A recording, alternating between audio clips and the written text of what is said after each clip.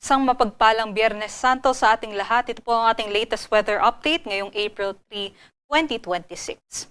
Ngayong araw wala naman po tayong minomonitor na low pressure area o bagyo sa loob at malapit sa ating Philippine Area of Responsibility. Sa halip itong easterlies o yung hangin galing sa karagatang Pasipiko ay magdadala pa rin ng mainit at malinsangang panahon sa malaking bahagi ng ating bansa. Specifically dito nga po sa may Central and Southern Luzon, maging sa may Visayas and Mindanao area.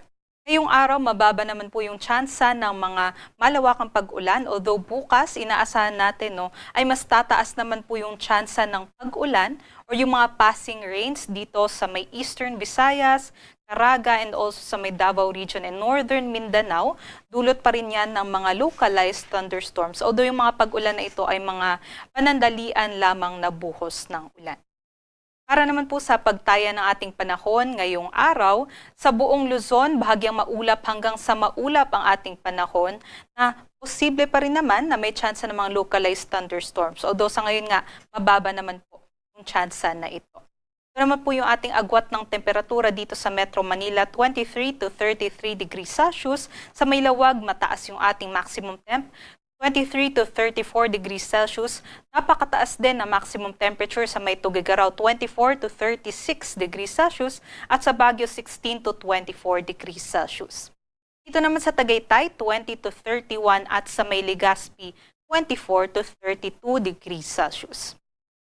Dumako naman po tayo dito sa may Palawan, kung saan sa Puerto Princesa 24 to 32 degrees Celsius po ang ating agwat ng temperatura at sa may Kalayaan Islands naman 27 to 32 degrees Celsius po sila dyan. Sa buong Visayas and Mindanao, inaasahan din po natin yung maaliwalas na panahon. Although yun nga po, mainit at maalinsangan, magdala po tayo ng mga payong, panangga po sa tinding sikat ng araw at advice lang din po natin para sa ating mga kababayan ay huwag po tayo masyadong pumunta po sa or lumabas po ng ating mga bahay, lalong-lalo na between 10 a.m. to 3 p.m. ng hapon dahil yun nga po yung putok ng araw sa atin. At posible nga po yung heat cramps, heat exhaustion kung doon po tayo magbabad sa sikat ng araw sa mga oras na ito. Ito naman po yung ating mga agwat ng temperatura dito sa may Visayas and sa may Cagayan de Oro, possible between 24 or 25 to 32 degrees Celsius. At napakataas naman dito sa may Zamboanga, 24 to 34 degrees Celsius. At sa may Davao, 25 to 35 degrees Celsius naman po ang agwat ng temperatura. Now, ito naman pong mga temperatura na ito ay air temperature o temperatura ng hangin lamang. Iba pa po yung heat index o yung damang init. Yung heat index kasi ay pinagsamang epekto ng init ng hangin, maging yung halumigmig o yung moisture sa hangin. So, kung mas mataas yung moisture natin, mas mainit din po yung ating madadama or yung heat factor or yung init factor. So, ito po yung pinakamataas na heat index dito po sa Metro Manila, 35 degrees Celsius at napakataas naman sa may Cotabato City, Maguindanao at Dumangas, Iloilo kahapon, 41 degrees Celsius na nasa may extreme caution category. Ganon din po ang ating mararanasan ngayong araw. Ito po yung ating forecast heat index. Sa Metro Manila ay mas tataas po 36 degrees Celsius at pinakamataas pa rin na heat index dito sa may Cotabato City at Dumangas, 41 degrees Celsius pa rin.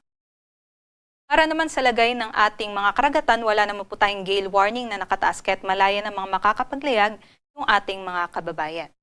Yung sunrise natin ay mamayang 5:51 a.m. dito sa Metro Manila at yung sunset naman mamayang 6:08 p.m.